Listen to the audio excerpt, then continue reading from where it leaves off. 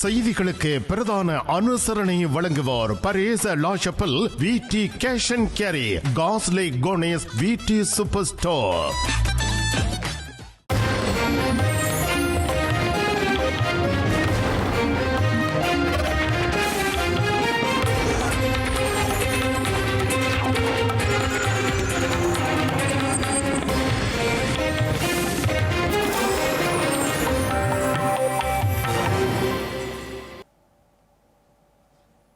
வணக்கம். இது ஐபிசி தமிழின் பிரதான செய்திகள். முதலில் தலைப்புச் செய்திகள்.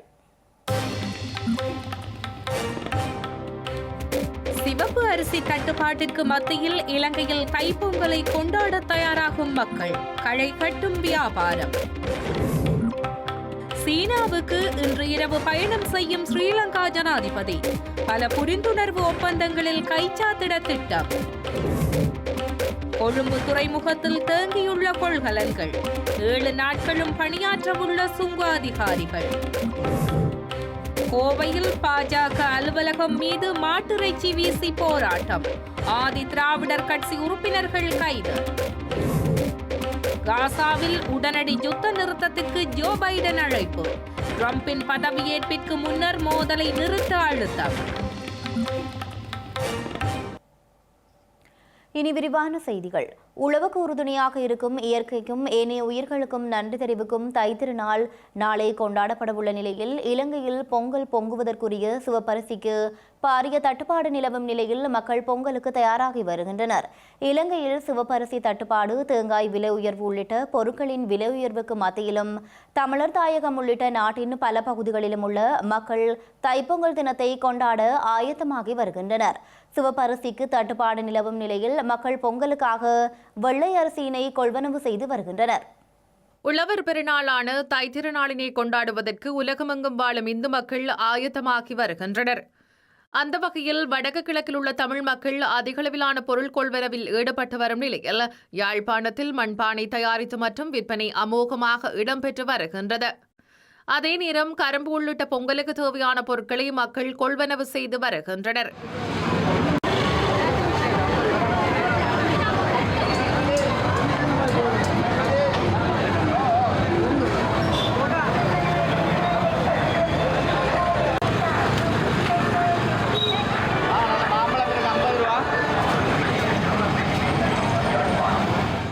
அத்துடன் கிளிநொச்சி மக்கள் பொங்கலுக்காக புத்தாடை, பழங்கள், கரும்பு உள்ளிட்டவற்றை கொள்வனவு செய்வதிலும் ஆர்வம் காட்டி வருகின்றனர். வர்த்தக நடவடிக்கைகள் வழமைக்கு மாறாக அதிகம் இடம்பெறுவதையும் பிரத்யேகமான இடங்களிலும் வீதியோர வியாபாரங்களும் இடம்பெறுவதை அவதானிக்க முடிகின்றது.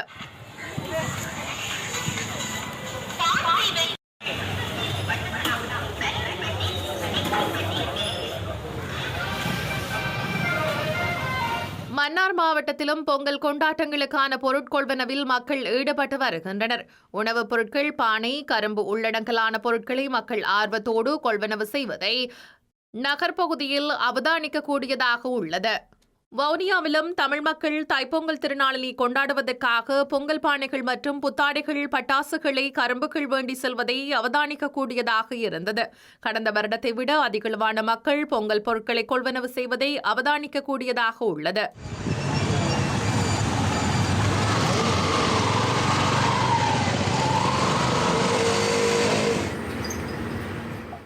இதேவேளை மலையக மக்களும் பூசை பொருட்களையும் அத்தியாவசிய பொருட்களையும் கொள்வனவு செய்வதற்காக மலையக நகரங்களுக்கு வருகை தந்துள்ளனர். சூரிய பொங்கல் வைப்பதற்காக பலர் புது பானையினையும் பழங்களையும் கொள்வனவு செய்வதை காணக்கூடியதாக உள்ளது. வீடுகள் சுத்தம் செய்து அலங்கரித்து வருவதுடன் மலையகத்தில் சிவப்பு அரிசிக்கு பல இடங்களில் தட்டுப்பாடு நிலை வரும் நிலையில் சில மக்கள் வெள்ளை அரிசியை கொள்வனவு செய்கின்றனர். இதேவேளை புலம்பெயர் தமிழ் சமூகத்தின் உதவியுடன் இலங்கையின் வடக்கு கிழக்கில் வறுமை கோட்டின் கீழ் உள்ள குடும்பங்களுக்கு பொங்கல் பொருட்கள் வழங்கப்பட்டு வருகின்றன. அந்த வகையில் விஸ்வமடு பிரதேசத்தில் 160 குடும்பங்களுக்கு பொங்கல் பானைகள் மற்றும் பொங்கல் பொருட்கள் வழங்கி வைக்கப்பட்டுள்ளன. முல்லைத்தீவு மாவட்டத்தின் புதுக்குடியிருப்பு பிரதேச செயலாளர் பிரிவிற்குட்பட்ட விசுவமடு பிரதேசத்தில் தைப்பொங்கலை முன்னிட்டு கனடா மொன்றியல் வெஸ்ட் ஜெலன் தமிழ் கலாசார சங்கத்தின் ஊடாக 160 குடும்பங்களுக்கான பொங்கல் பானை, பொங்கல் பொருட்கள் மற்றும் உதவி பணமாக 500 ரூபாய் என வழங்கி வைக்கப்பட்டுள்ளன. கிராம மட்ட அமைப்புகளின் பிரதிநிதிகள் மற்றும் சமூக செயற்பாட்டாளர்கள் கலந்து கொண்டு குறித்த பொருட்களை வழங்கி வைத்துள்ளனர்.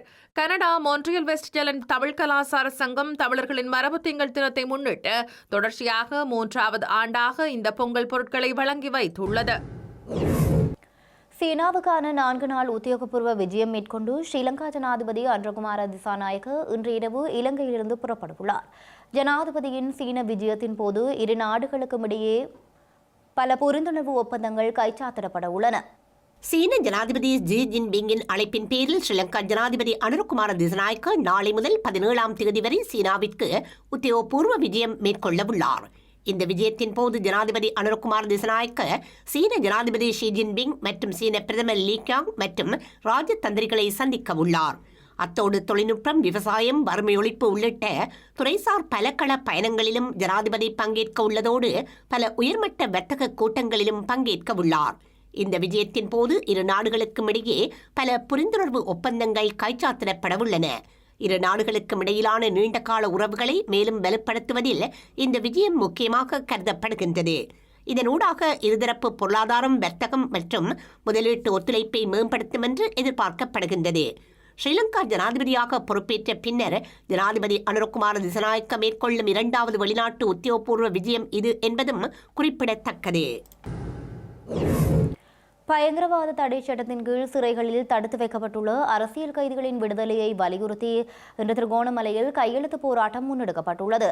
வடக்கு கிழக்கு ரீதியில் கையெழுத்துக்களை சேகரித்து ஜனாதிபதி அன்றகுமார திசாநாயக்கவிடம் சட்டமா அதிபரிடமும் கையளிக்க உள்ளதாக போராளிகள் நலம்புரி சங்கத்தினர் தெரிவித்துள்ளனர்.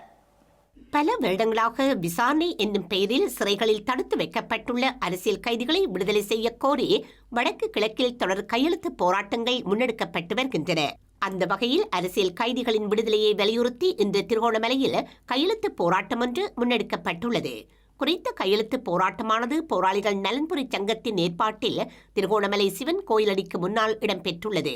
இதில் பலர் கலந்து கொண்டு கையெழுத்துக்களை இட்டதுடன் குறித்த கையெழுத்து போராட்டமானது வடகிழக்கு மாகாணங்கள் உள்ளிட்ட பல மாவட்டங்களிலும் இடம்பெறவுள்ளதாக ஏற்பாட்டுக் குழுவினர் தெரிவித்தனர். தமிழ் மக்களின் கோரிக்கையை புதிய அரசாங்கம் செவிசாய்த்து பல வருட காலமாக சிறையில் தடுத்து வைக்கப்பட்டுள்ள அரசியல் கைதிகளை விடுதலை செய்ய வேண்டும் என ஊடக பேச்சாளர் செல்வரட்னம் தனூபன் இதன்போது கேட்டுக் கொண்டுள்ளார். இந்த கையெழுத்து சேகரிப்பானது குறைந்தது 5 ஆண்டுகள் தொடக்கம் 30 ஆண்டுகளை இலங்கை வெண் சிறைகளில் அரசியல் கைதிகளின் தரப்படுத்தப்பட்டு விடுதலையின்றி தடுத்து வைக்கப்பட்டுள்ளோரை தற்பொழுது நடைமுறையில் இருக்கிற அரசாங்கம் வருகின்ற சுதந்திர தினத்திலாவது பொது மன்னிப்பின் அடிப்படையில் விடுதலை செய்ய வேண்டும் என கோரி இந்த மகஜரை இலங்கை சட்டமா அதிபரிடமும் இலங்கை நீதியமைச்சர் அவர்களிடமும் கௌரவ ஜனாதிபதி அவர்களிடமும் நாங்கள் நேரடியாக கையெழுத்தி இந்த கோரிக்கையை வைக்க இருக்கிறோம். அவர்களுடைய உறவுகள் தங்களுடைய உறவுகள் இந்த சுதந்திரத்துக்காக வீடு வந்து சேர்வார்களா, வந்திருக்கின்ற புதிய அரசாங்கம் இவர்களை விடுதலை செய்வார்களா என்றது அவாவுடன் இருக்கிறார்கள். ஏனென்றால் இந்த தற்பொழுது நடந்து இருக்கின்ற ஜனாதிபதி அவர்கள் ஜாழ் மண்ணில் வைத்து தன்னுடைய ஜனாதிபதி தேர்தல் பிரச்சாரத்தில் வாக்குறுதி ஒன்றை வழங்கியிருந்தார். தான் ஆட்சிக்கு வந்ததும் முதலாவதாக அரசியல் கைதிகள் அத்தனை பேரையும் விடுதலை செய்வதால் 100 நாட்கள் கடந்தும் அதுக்குரிய சமிக்கை எதுவும் கிடைக்காத பட்சத்தில் தான் நாங்கள் இந்த கையெழுத்து வகையை செய்திருக்கின்றோம். எனவே மதிப்புக்குரிய ஜனாதிபதி அவர்களும் சட்டம் அதிபரும் நீதியமைச்சரும் விரைந்து நடவடிக்கை எடுத்து இவர்களை சுதந்திர தினத்தில் பொது மன்னிப்பின் அடிப்படையில் விடுதலை செய்யுமாறு போராளிகள் நலம்புரி சங்கம் சார்பாக அன்புரிமையோடு வேண்டிக் கொள்கிறோம். வடக்கு கிழக்கு குடிசார் ஒருங்கிணைப்பு குழுவின் இணைப்பாளர் ஜாக்சன் பிகிராடாவை கொழும்பில் உள்ள குற்றப்புலனாய்வு திணைக்கள தலைமை அலுவலகத்துக்கு விசாரணைக்கு வருமாறு அழைப்பு விடுக்கப்பட்டுள்ளது. இதற்கமைய எதிர்வரும் 15ஆம் தேதி விசாரணைக்கு வருமாறு நேற்றைய தினம் அவரது அலுவலகத்தில் வைத்து கடிதம் கையளிக்கப்பட்டுள்ளது. முல்லைத்தீவு கடலில் கரையொதுங்கிய ரோஹிங்கிய முஸ்லிம்களை நாடு கடத்த வேண்டாம் என கோரி முல்லைத்தீவு மாவட்ட செயலகத்திற்கு முன்னால் வடக்கு கிழக்கு குடிசார் ஒருங்கிணைப்பு குழு கவனஈர்ப்பு போராட்டம் ஒன்றை கடந்த வாரம் முன்னெடுத்தது. குறித்த போராட்டத்தில் பங்கு பெற்றிய ஜாக்சன் பிகிராடோ ரோஹிங்கிய முஸ்லிம்களை ஸ்ரீலங்கா அரசாங்கம் மியான்மரிடம் ஒப்படைக்க கூடாதென வலியுறுத்தியிருந்தார். இந்த நிலையில் அவரை விசாரணைக்கு வருமாறு அழைப்பு விடுக்கப்பட்டுள்ளது. எனினும் எதிர்வரும் 15ஆம் தேதி தன்னால் விசாரணைக்காக சமூகமளிக்க முடியாத நிலை உள்ளதாகவும் அதற்கான திகதியை மாற்றி வழங்குமாறு அவர் கோரிக்கை விடுத்தார். அதற்கமைவாக எதிர்வரும் 17ஆம் தேதி வெள்ளிக்கிழமை காலை 10 மணிக்கு கொழும்பு குற்ற புலனாய்வு திணைக்களத்திற்கு சென்று வாக்குமூலத்தை வழங்குமாறு மன்னார் கோந்தைப்பட்டியில் அமைந்துள்ள குற்ற விசாரணை அலுவலகத்திலிருந்து வருகை தந்த காவல்துறையினர் தெரிவித்துள்ளனர்.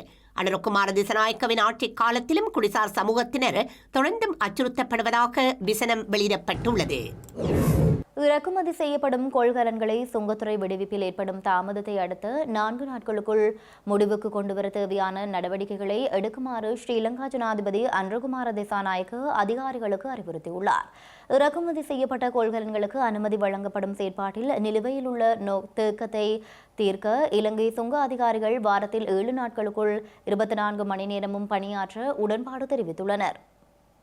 இலங்கை சுங்கம் மற்றும் துறைமுகங்கள் தொடர்பான சேவைகளை வழங்கும் சங்கங்களுக்கும் ஸ்ரீலங்கா ஜனாதிபதி அனுரகுமார திசநாயக்கவிற்கும் இடையில் நேற்று ஜனாதிபதி செயலகத்தில் சந்திப்பு ஒன்று இடம்பெற்றுள்ளது.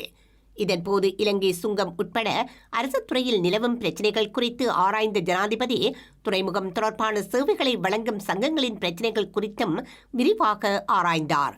துறைமுகத்துறையை அபிவிருத்தி செய்வதற்கான குறுகிய கால மற்றும் மத்திய கால மற்றும் நீண்ட கால திட்டங்களை செயற்படுத்துவது அவசியமான போதும் தற்பொழுது எழுந்துள்ள சூழ்நிலையை தீர்க்க அனைவரும் இணைந்து செயற்படுவதன் அவசியம் சுட்டிக்காட்டப்பட்டது.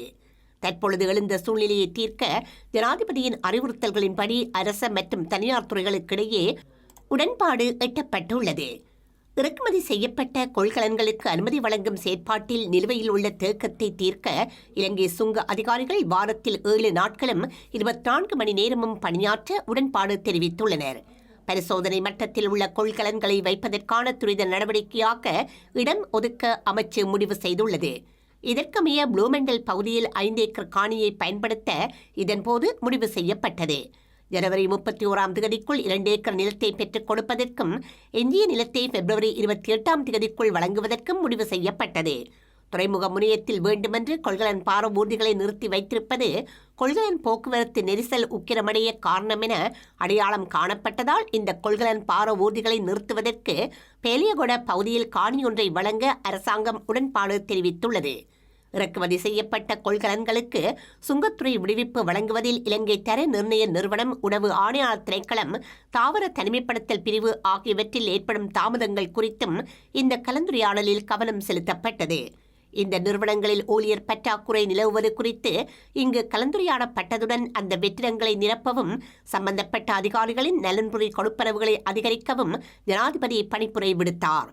இதற்கான நிதியை துறைமுக அமைச்சினால் வழங்க முடியும் என்று போக்குவரத்து மற்றும் நெடுஞ்சாலைகள் துறைமுகங்கள் அமைச்சர் பிமல் ரத்நாயக்க தெரிவித்தார்.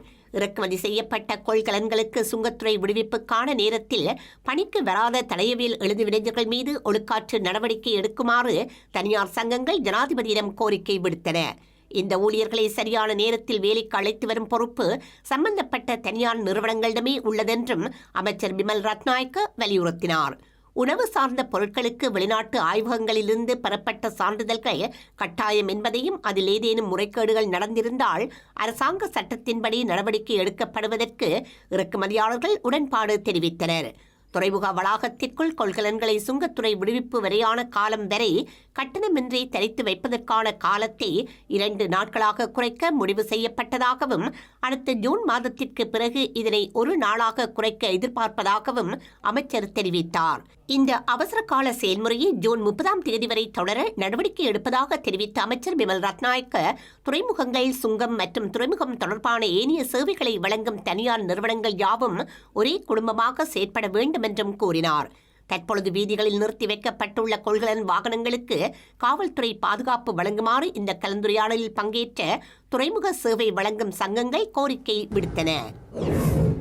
யாழ்ப்பாணம் வடமராட்சி கிழக்கு வத்தியராயன் கடற்கரை பகுதியில் கண்ணன் ராதை ஆகியோரின் சிலை ஒன்று கரையொதுங்கியுள்ளது. அண்மை காலமாக காலநிலையில் ஏற்பட்ட மாற்றங்களினால் கடல் சீற்றங்கள், சூறாவளிகள், புயல்கள் தென்கிழக்கு ஆசியாவின் பல நாடுகளில் ஏற்பட்டுள்ளது. இதன்போது இந்தோனேசியா, மலேசியா அல்லது இந்தியா போன்ற ஏதாவது ஒரு நாட்டிலிருந்து இந்த சிலை கரையொதுங்கி இருக்கலாம் என நம்பப்படுகின்றது. குறித்த சிலையை பார்வையிடுவதற்காக அதிகளவான மக்கள் அந்த பகுதியில் ஒன்று கூடி வருகின்றனர். கண்டி கெலியோயா பிரதேசத்தில் வைத்து கருப்பு நிற வாகனத்தில் கடத்தி செல்லப்பட்ட பாடசாலை மாணவி அம்பாறையில் வைத்து மீட்கப்பட்டுள்ளார். மாணவியை கடத்திச் சென்ற கப்பம் கோரிய 31 வயதுடைய நபரும் அம்பாறை காவல்துறையினரால் கைது செய்யப்பட்டுள்ளனர். கண்டி ஹெலியோயா பிரதேசத்தில் வைத்து தனது நண்பியுடன் நடந்து சென்ற மாணவி ஒருவர் நேற்று முன்தினம் கருப்பு நிற வாகனத்தில் வைத்து கடத்திச் செல்லப்பட்டிருந்தார். இந்த சம்பவம் தொடர்பில் 3 காவல்துறை குழுக்கள் விசாரணைகளை ஆரம்பித்திருந்தனர். இதனையடுத்து கடத்தலுக்கு பயன்படுத்தப்பட்ட வாகனம் புலனறுவையில் மீட்கப்பட்டதுடன் வாகன சாரதியும் கைது செய்யப்பட்டிருந்தார். வாகன சாரதியிடம் மேற்கொள்ளப்பட்ட விசாரணைகளின் அடிப்படையில் இன்று காலை கண்டிக்கு புறப்பட இருந்த சொகுசு பேருந்தில் மாணவியுடன் பிரதான சந்தேக நபரும் பயணம் மேற்கொள்ள இருந்த நிலையில் காவல்துறையினர் கண்டுபிடித்துள்ளனர். மாணவி விசாரணைகளின் பின்னர் மருத்துவ பரிசோதனைக்காக வைத்தியசாலைக்கு அனுப்பி வைக்கப்பட்டுள்ளதுடன் இளைஞர்களிடம் காவல்துறையினர் விசாரணை மேற்கொண்டு வருகின்றனர். போதை மாத்திரைகளுடன் 2 இளைஞர்கள் யாழ்ப்பாணம் சாவகச்சேரியில் வைத்து கைது செய்யப்பட்டுள்ளனர். யாழ் மாவட்ட சிரேஷ்ட காவல்துறை அத்தியட்சகர் தலைமையில் இயங்கும் மாவட்ட காவல்துறை புலனாய்வு பிரிவின் தகவலில் சாவகச்சேரி காவல்துறை போதைப்பொருள் தடுப்பு பிரிவு இணைந்து நடத்திய சுற்றி வளைப்பில் 23 மற்றும் 20 வயதுடைய 2 இளைஞர்கள் நேற்றிரவு கைது செய்யப்பட்டுள்ளனர். கைது செய்யப்பட்டவர்களிடமிருந்து 200 போதை மாத்திரைகள் மீட்கப்பட்டுள்ளன. குறித்த இருவரையும் மேலதிக விசாரணைகளின் பின்னர் நீதிமன்றில் முன்னிலைப்படுத்த காவல்துறையினர் நடவடிக்கை மேற்கொண்டுள்ளனர். செய்திகளின் நிறைவாக இனி மீண்டும் தலைப்புச் செய்திகள். சிவப்பு அரிசி தட்டுப்பாட்டிற்கு மத்தியில் இலங்கையில் தைப்பொங்கலை கொண்டாட தயாராகும் மக்கள், களை கட்டும் வியாபாரம். சீனாவுக்கு இன்று இரவு பயணம் செய்யும் ஸ்ரீலங்கா ஜனாதிபதி, பல புரிந்துணர்வு ஒப்பந்தங்களில் கைச்சாத்திட திட்டம். கொழும்பு துறைமுகத்தில் தேங்கியுள்ள கொள்கலன்கள், 7 நாட்களும் பணியாற்றவுள்ள சுங்க அதிகாரிகள். கோவையில் பாஜக அலுவலகம் மீது மாட்டிறைச்சி வீசி போராட்டம், ஆதி திராவிடர் கட்சி உறுப்பினர்கள் கைது. காசாவில் உடனடி யுத்த நிறுத்தத்திற்கு ஜோ பைடன் அழைப்பு, டிரம்பின் பதவியேற்பிற்கு முன்னர் மோதலை நிறுத்த அழுத்தம். இத்துடன் ஐபிசி தமிழ் தொலைக்காட்சியின் பிரதான செய்திகள் நிறைவு பெற்றன. உடனுக்குடன் செய்திகளை அறிந்து கொள்ள ibctamil.com என்ற நமது இணையதளத்தை பார்வையிடுங்கள். வணக்கம்.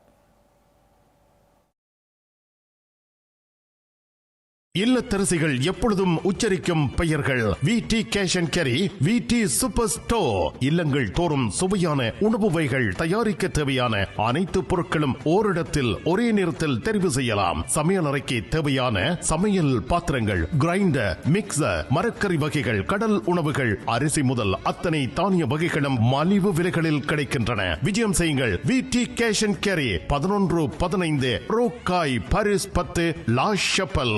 விடி சூப்பர் ஸ்டோர், காஸ்லே கோனிஸ்.